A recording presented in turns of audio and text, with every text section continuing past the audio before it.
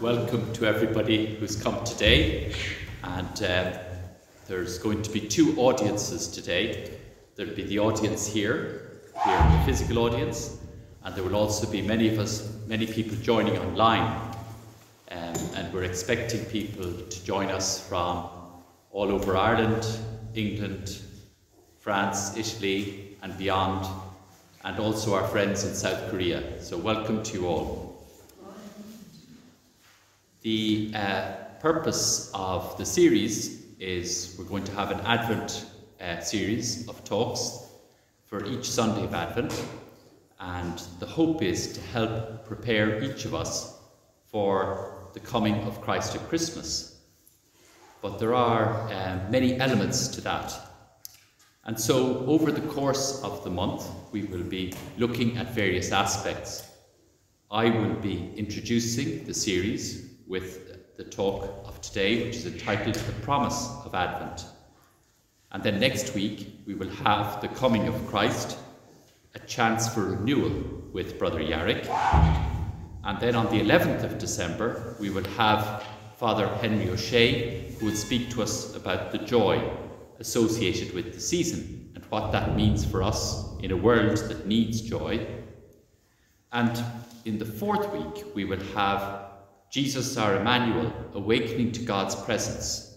And that will be Sunday the 18th of December with Father Columba, bringing us into the final week leading into Christmas. So the talks will be at 4:30 every Sunday afternoon, and they will be here live, broadcast live from the monastery library at Glenstall. And there will also be the opportunity for those who aren't here present to listen to the talk either at the same time or afterwards. There will be recordings available. For those who would like to make the afternoon an afternoon of prayer, there is the possibility as well of following on from this talk, of joining us on the webcam for Vespers at 6 o'clock. And I know some people who are listening in actually do that. So welcome to everybody, and welcome to all here that have come today. If anyone doesn't hear me at any point, please raise your hand and I will endeavour to speak loudly enough for everybody here in this room. So I would like to begin with today's talk, which is the promise of Advent.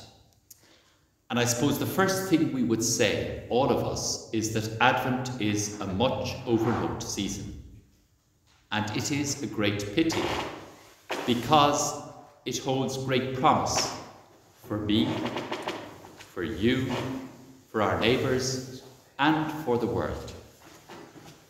But they are not as obvious as one might think. The reasons that we neglect Advent. The most obvious, of course, is that there's the razzmatazz associated with Christmas, which threatens to consume our every waking thought. And if we look elsewhere, we are brought back on message by the unremitting advertising, the decorations, the lighting. And even for Christmas, even for us Christians, this neglect is a real possibility. And why? Because within the liturgical year, there are two great feasts, but one of them, Christmas, is a real high point. Only Easter ranks ahead. And so the liturgical draw of Christmas tends to overshadow the period of preparation. So it's perhaps useful for us at the outset to compare Easter and Christmas. Easter is prepared by a 6-week season of 40 days, whereas Christmas has only a 4-week season, namely Advent. Christmas Day is followed by the Christmas season, which lasts only 2 or 3 weeks, whereas Easter Sunday is followed by the Easter season of 7 weeks or 50 days. The eclipsing of Advent by Christmas is therefore a risk even for many active Christians. I'll just take a pause here to invite the people that have come late to go to the far side of the building where they will find chairs and they can bring them over for themselves to sit down. Thank you. So Christmas and Easter commemorate the two principal events in our salvation history. Christmas marks the birth of Christ, which, when we celebrate, is taking flesh and becoming one of us. And the technical name for this is the Incarnation. That's Christmas, the Incarnation, Christ taking flesh among us, becoming one of us. And the corollary is Easter, which marks the passion, death, and resurrection of Jesus, which brings about our salvation, defeating sin and death, and opening to us eternal life. Theologically, the events at Easter are known as the Paschal Mystery. But if we did not have an incarnation, we would not have a Paschal Mystery. Christ has to take flesh, come among us, be one of us, to suffer, die, and rise again. Otherwise, it wouldn't have happened. So the Incarnation and the Paschal Mystery are closely bound, and it is fitting that there be a season of preparation for the celebration of the Incarnation, because it is the beginning of the whole story of our salvation. It's interesting to look at the history of Advent and how it has been celebrated through the ages, and it's rather complicated. And much of the complication is due to us.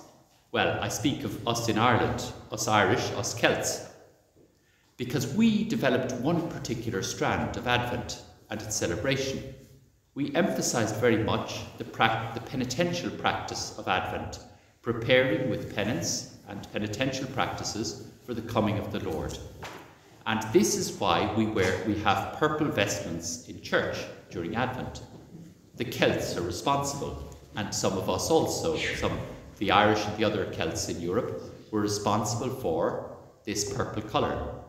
Now, there are reasons for this, and one of them is very beautiful.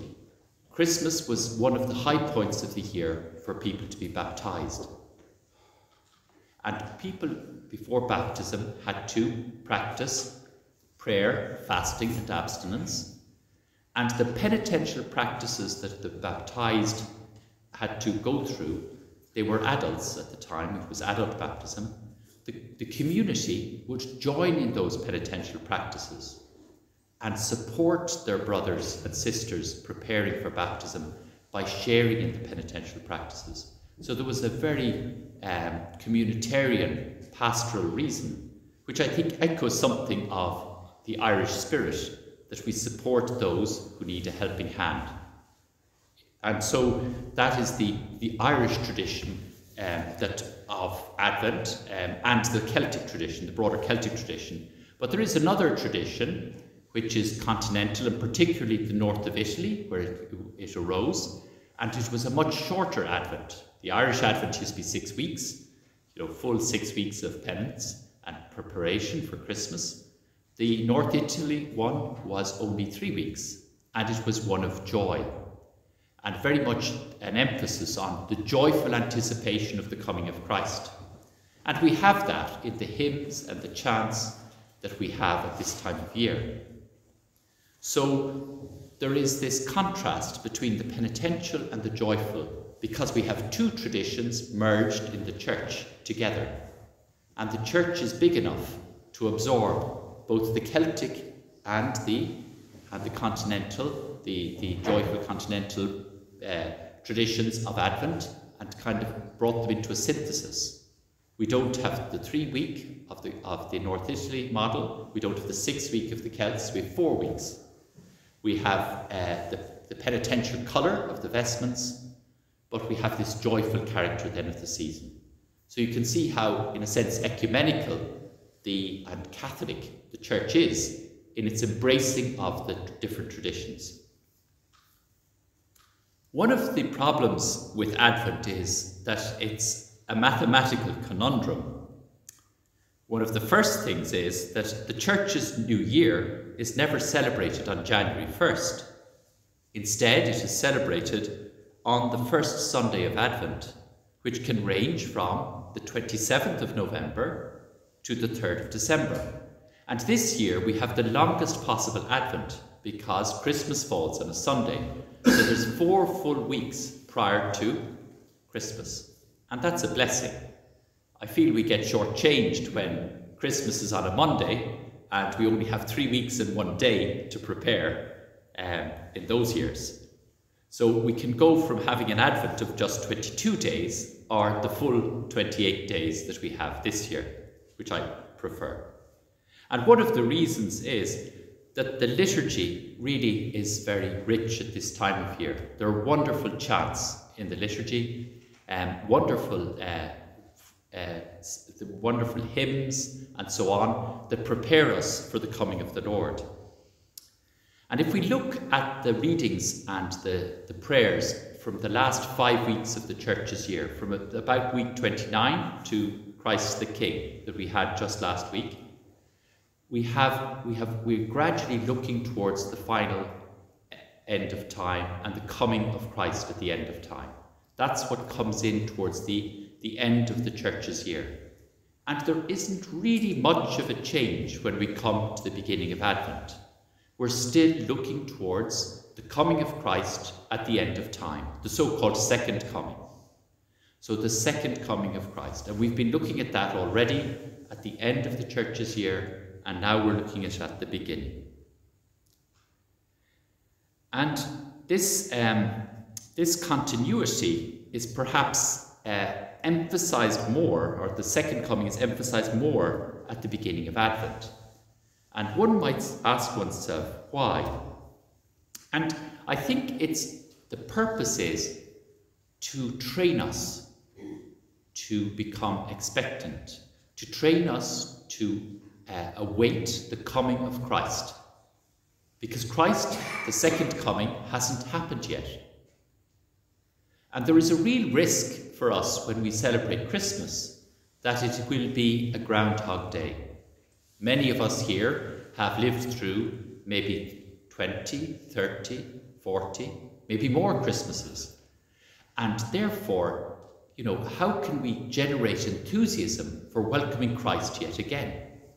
And if we actually take on board the practice of the first weeks of Advent, where we're looking forward to the second coming, our sense of expectation is fine-tuned. We are expecting the one who is yet to come, who is going to come imminently. So when we do change in the second part of Advent, in the final week, the final countdown to the coming of Jesus, then we're in a different space. We're not seeing this Christmas as yet another Christmas, like the 30, 20 or 10 we've had before, but as Christ coming anew to us. And that's the way it should be. Christ should come to us every Christmas, not simply 2,000 years ago in Bethlehem, but he should be coming to us in 2022, and please God, in 2023, and so on. That is as it should be. There is a special countdown in the last week towards Christmas, the last 7 days, and the shift very much focuses on the coming of Christ at Christmas. And we have a series of chants in the Abbey here where we sing the O antiphons, and there's a kind of a play on the letters that begin the O antiphons. The first letter of each antiphon doesn't seem to make much sense, but when you put them together and read them backwards, and of course you can only read them backwards on Christmas Eve, because then all the first letters are filled, it reads a Latin sentence, ero cras, I will be here tomorrow.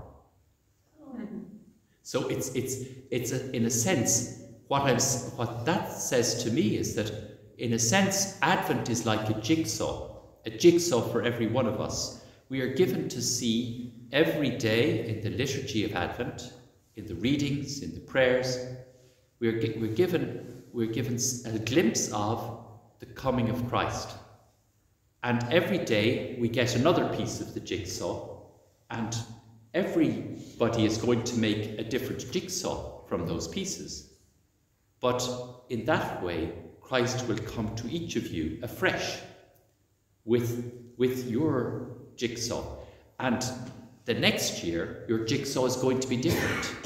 And so it is expressive of our living relationship with Christ, that Christ comes to us afresh with new things to say to us, with new things to speak to us, with new words to maybe console us, to encourage us, to admonish us.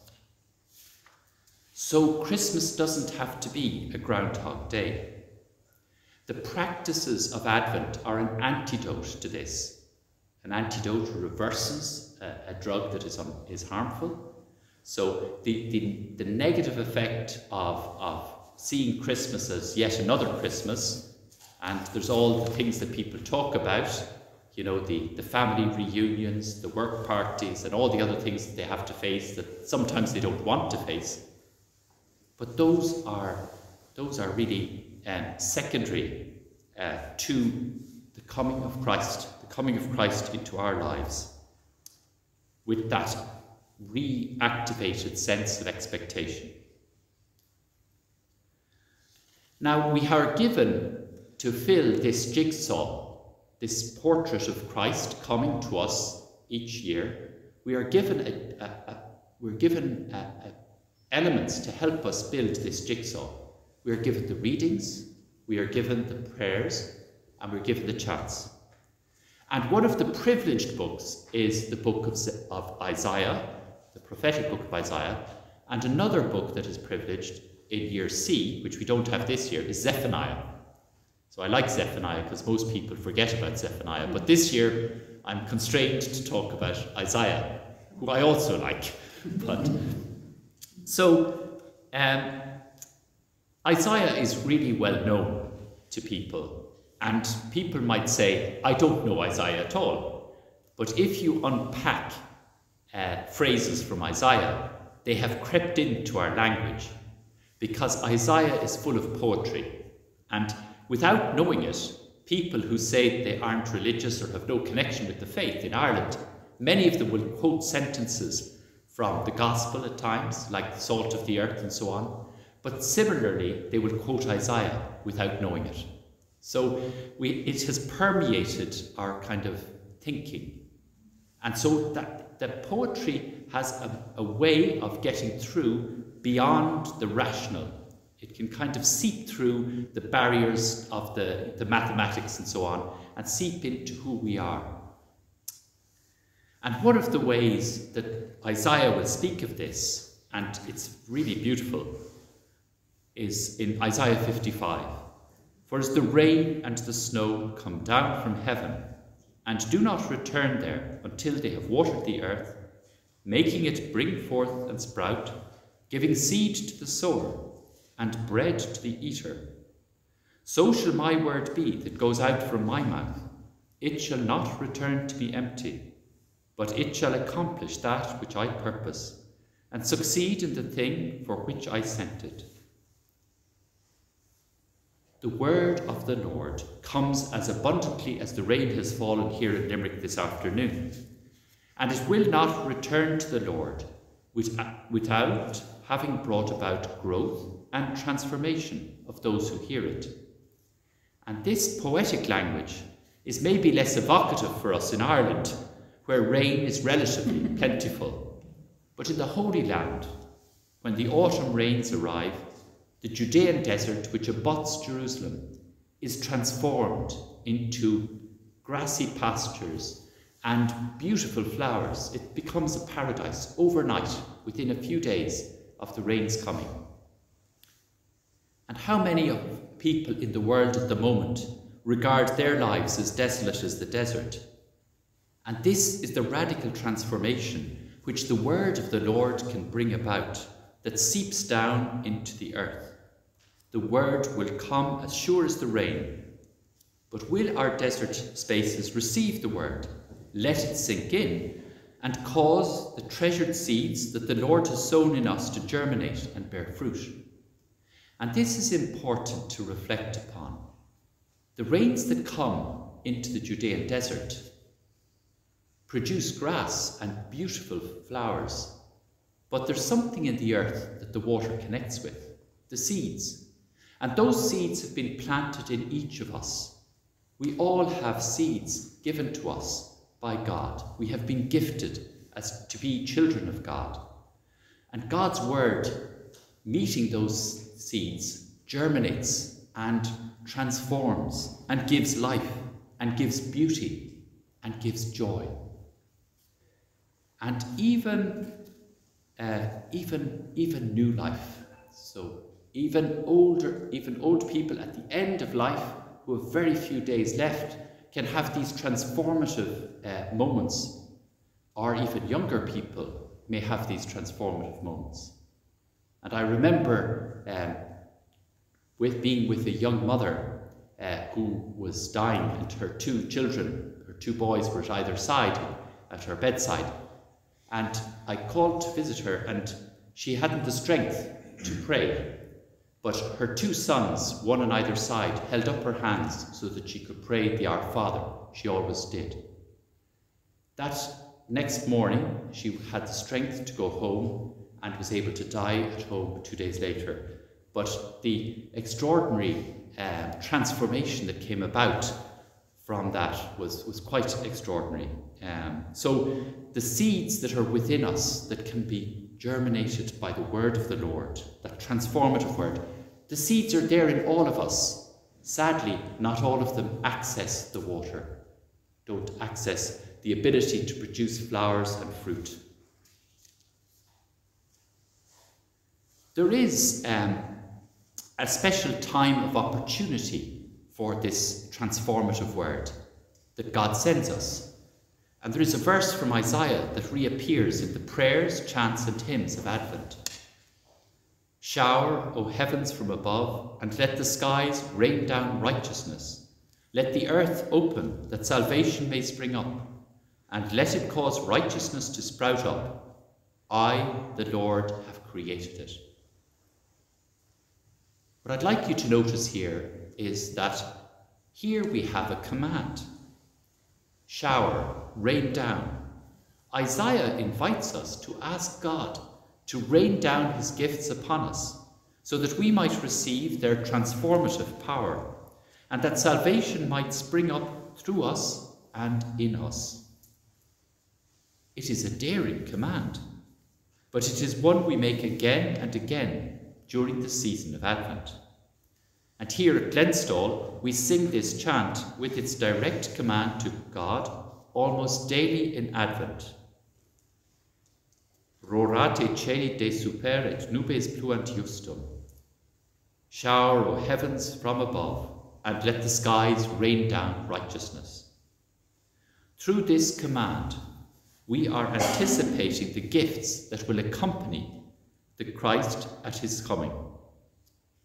While waiting for this future coming, we already seek the associated gifts, the gifts that come with him, so that we and the world that so clearly resembles a desert in so many ways may be transformed into a place of salvation for all. The first reading we had this morning in this year's cycle of readings comes from Isaiah 2, 1-5, and it truly sets the scene for the season of Advent. The vision of Isaiah, son of Amos, concerning Judah and Jerusalem.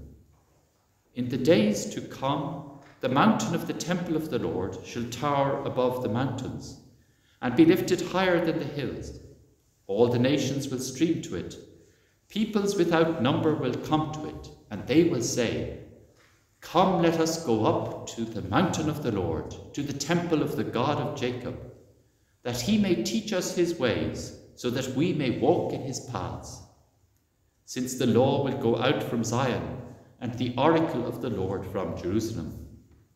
He will wield authority over the nations and adjudicate between many peoples. These will hammer their swords into plowshares, their spears into sickles. Nation will not lift sword against nation. There will be no more training for war. O house of Jacob, come. Let us walk in the light of the Lord. There is a play here on Hebrew names that many people miss today. The name Isaiah signifies salvation of the Lord, while Amos signifies strong or mighty, again associated with the salvation of the Lord. With a mighty hand, the Lord delivers the people from Egypt, and so on. Both names are associated with priestly characters in the Bible, and a vision associated with this genealogy, Isaiah son of Amos, suggests a divine revelation pointing to a salvific intervention of the Lord. Given that Isaiah's visions form much of the cycle of Advent readings, it is good to keep in mind the underlying thrust indicated by his name and lineage. For most people today, visions involve only one sense. When we think of visions, we think of just seeing. But for the ancients, and for Isaiah, visions involve all the senses, but especially the senses of sight and hearing. And Isaiah engages the hearer of this vision imaginatively through all five senses. And this multi-sensory imaginative experience of the hearers transforms an absence into a presence. The first thing to be noted in this reading is the geography.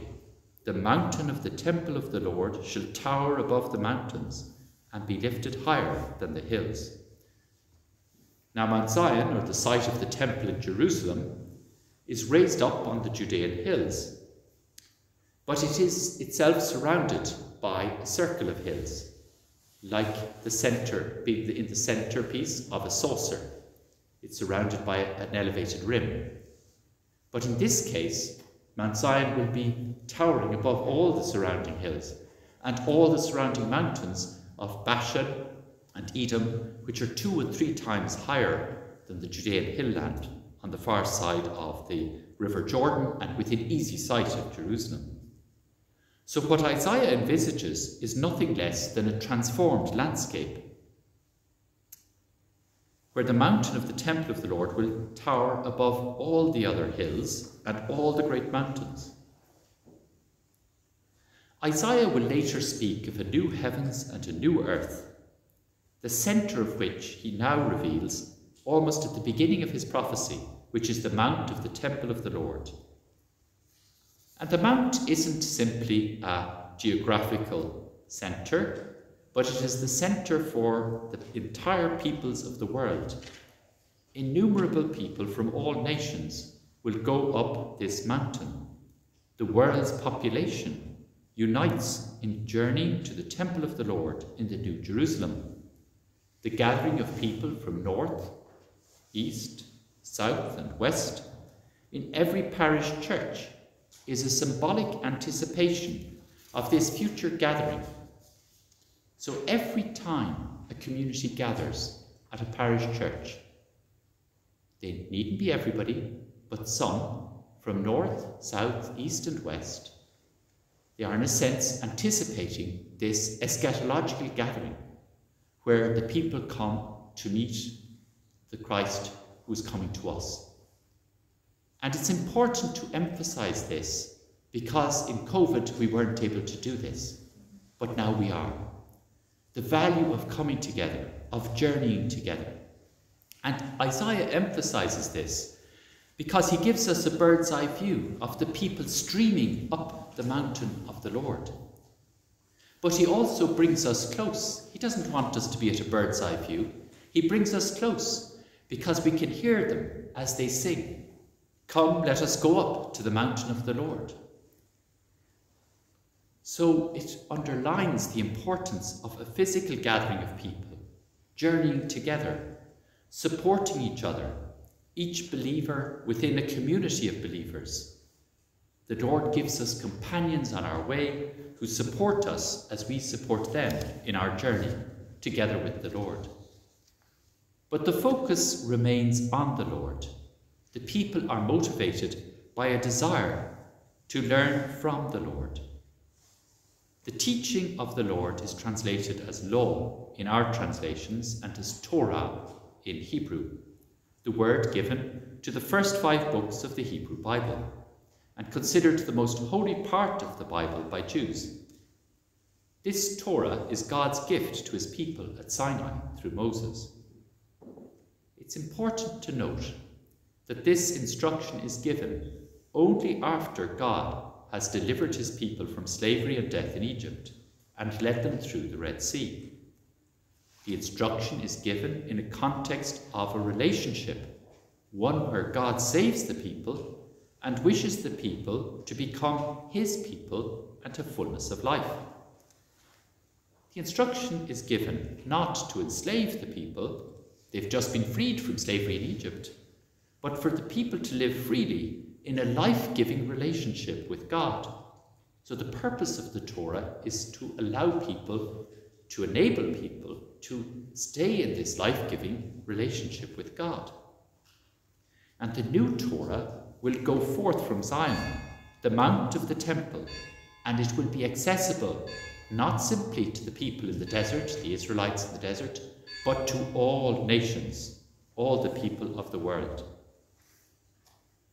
The Hebrew root of Torah recurs in this passage, where in a wordplay, Isaiah states that the Lord will teach them his ways, so that they may walk in his paths. The Torah is the content of the teaching that the Lord teaches the people. So the Lord is teaching with teaching. It's kind of emphasized here.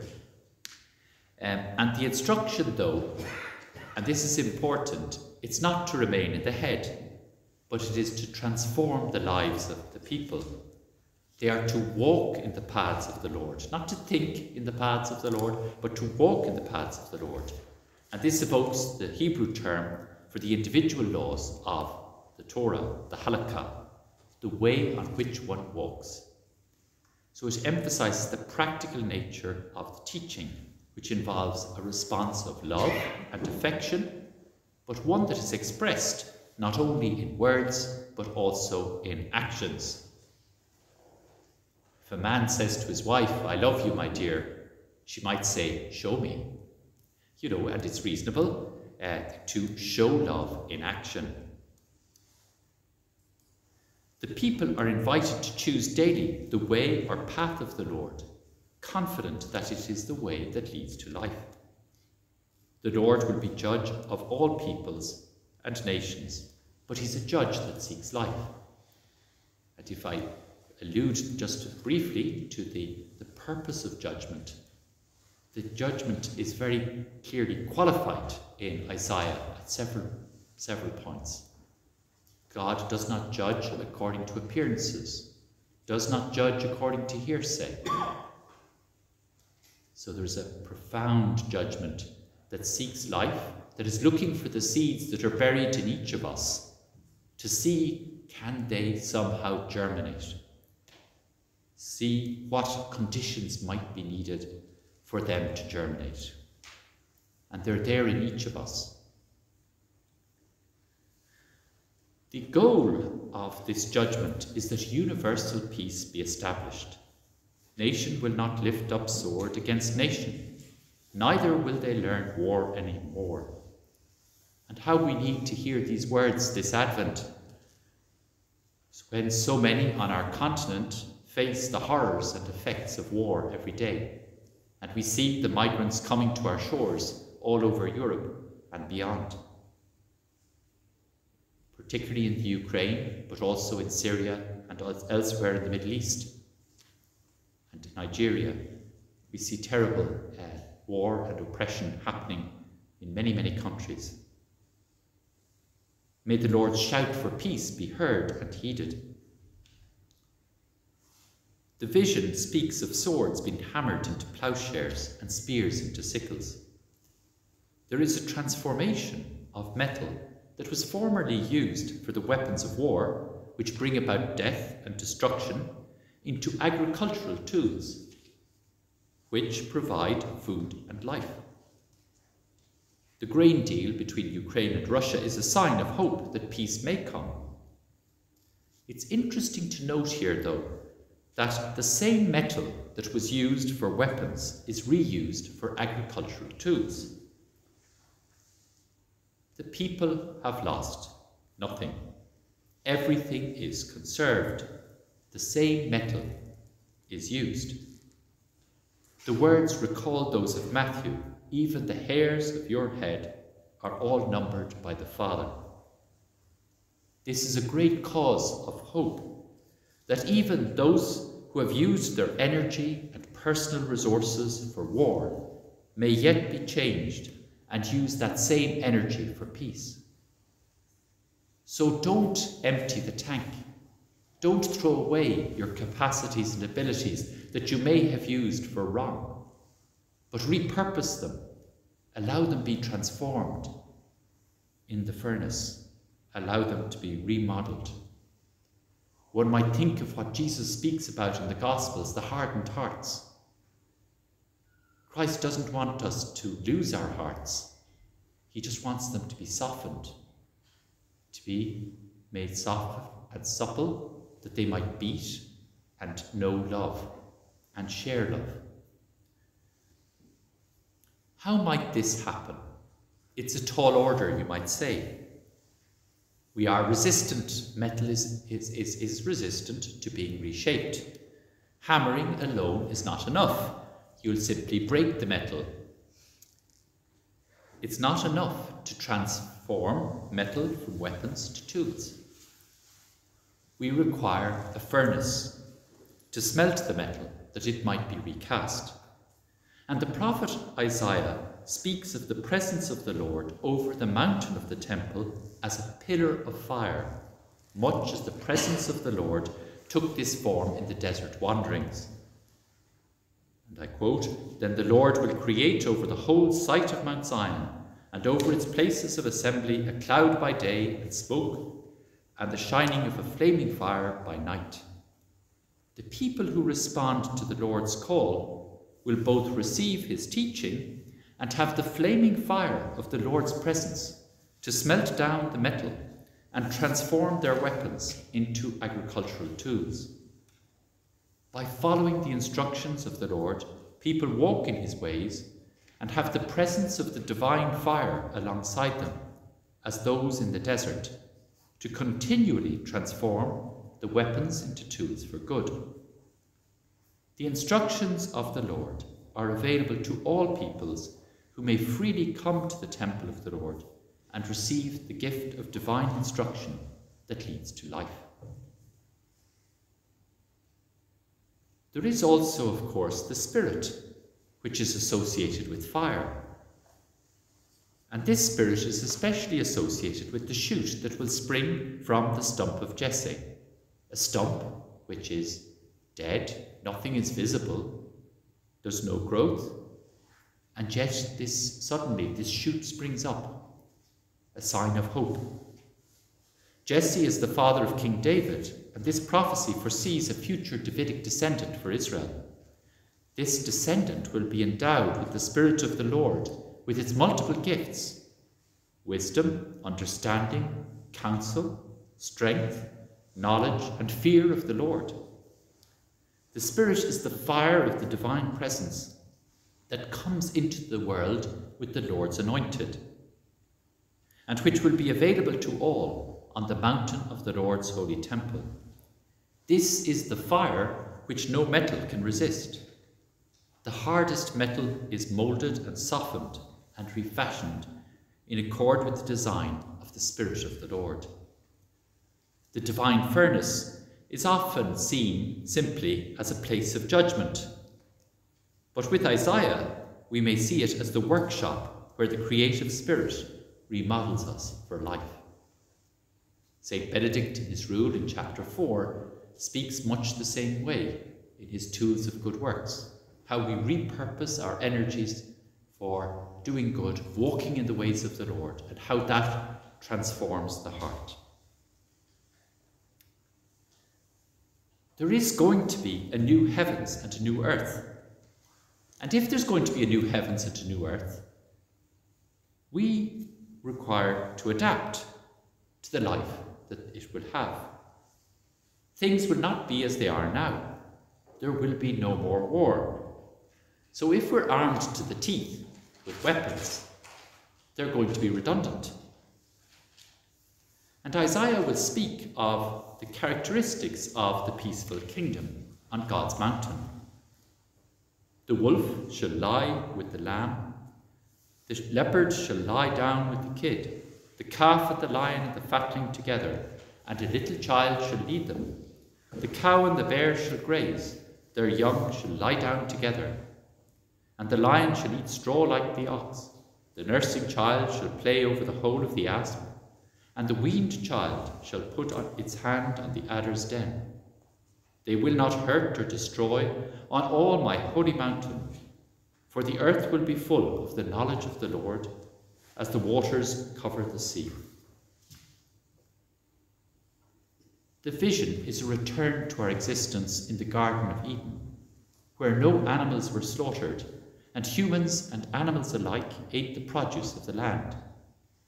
The vision is a promise of the universal extent of the Lord's peace, even among the animals and between animals and humankind. The reason for this peace is that the knowledge of the Lord fills the earth as the waters fill the oceans of the sea. This knowledge is the fruit of the multifaceted Spirit of the Lord and the teachings of the Lord that emanate from the Lord's temple. It is no accident that the location of this peaceful kingdom is the Lord's holy mountain, the location of his temple, and therefore of his Spirit and his teaching. Isaiah's vision is one of promise. It heralds the future coming of the Lord's anointed and the associated transformation of the earth and all who live in it. The values of today's earth are upended. War and violence have no place. Only peace and righteousness. The coming of the Lord will change everything and everyone.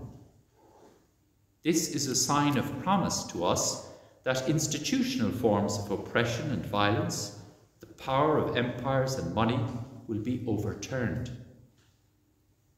Isaiah chimes with Advent's purpose as a season of righteousness, of justice and peace, functioning as a beacon to Christians and beyond, to all peoples, that our hope is not limited to this finite world, but is for the new transformed world of universal peace and joy. This hope for the future coming of the Lord's anointed and the new heavens and the new earth is one that should orientate our thoughts, desires and actions in the here and now. If we know where we're going to, that influences how we journey. It influences the road we take. It influences what we take for the journey.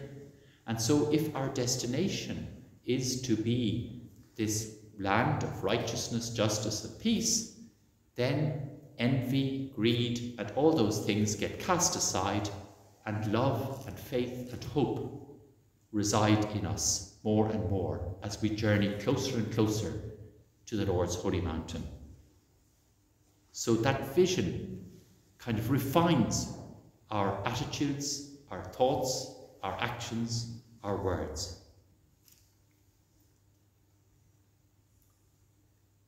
By attuning to this Advent hope, we no longer live on the chimeras of power, wealth, privilege, or transient beauty.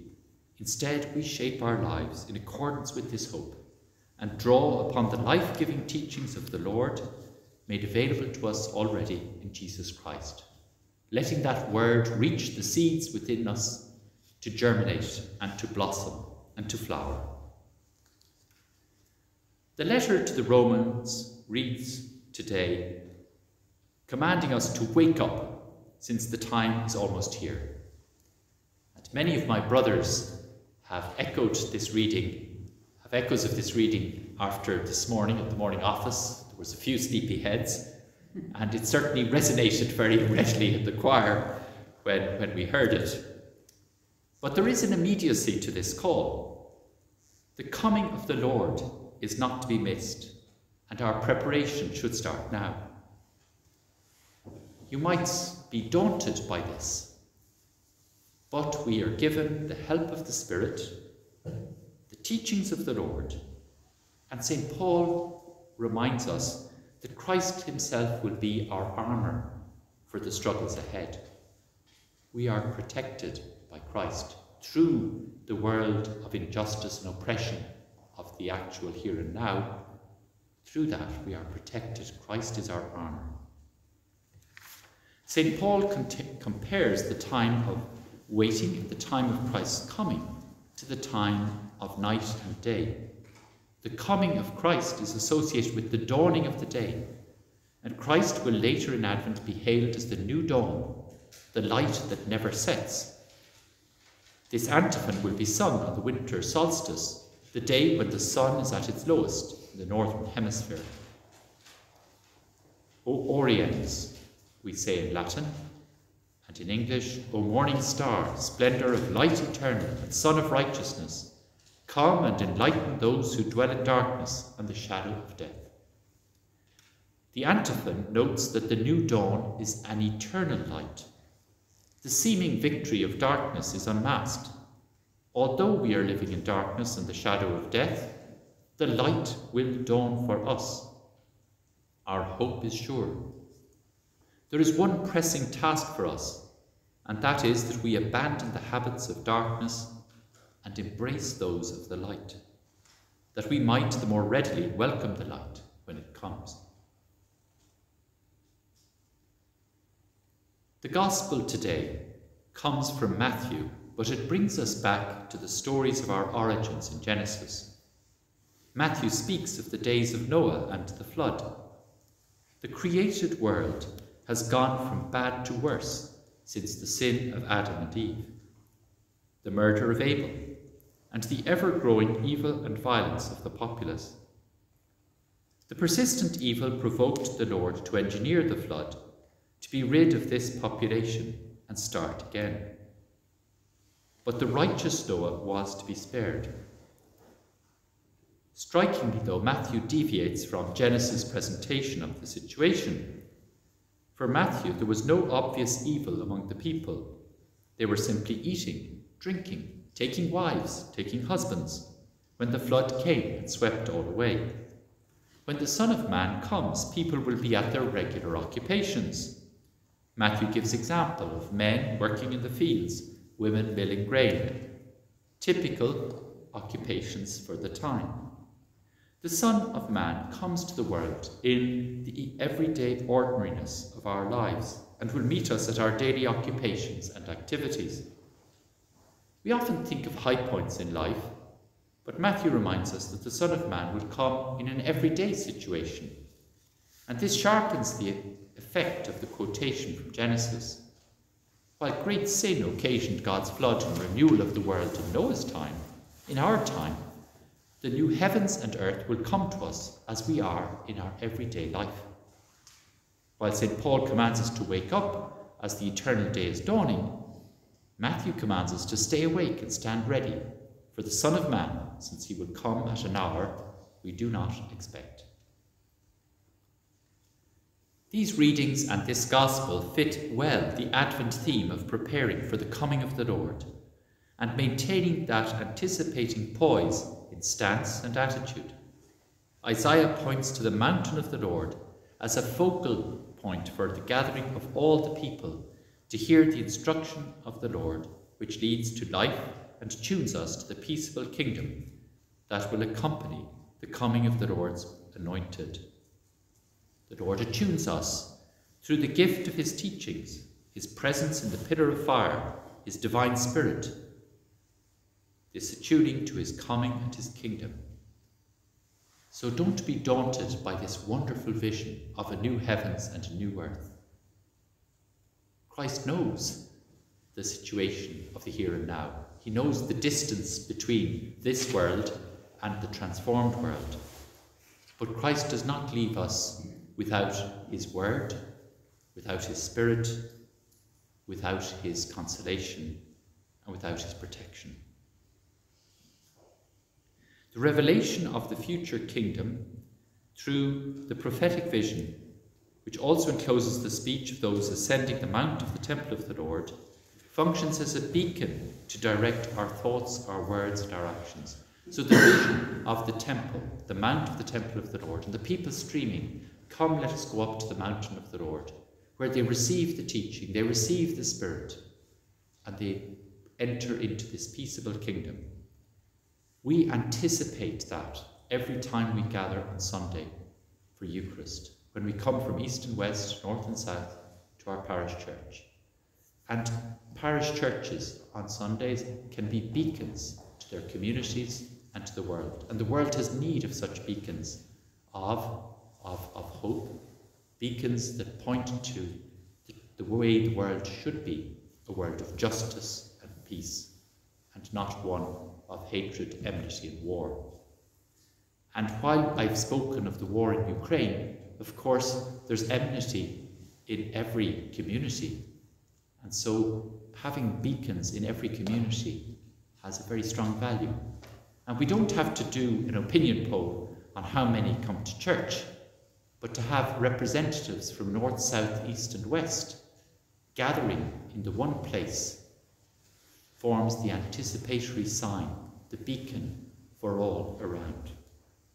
And in these post-COVID times, it is important that these beacons be lit again in Ireland and throughout Europe, and that we hear each other saying, "Come, let us go up to the mountain of the Lord, to the house of the God of Jacob," that we walk together to our places of worship, that we gather in our parish churches, and that we function as true and valid anticipations of the future unique temple, the one temple on the Lord's mountain, to which we will all go.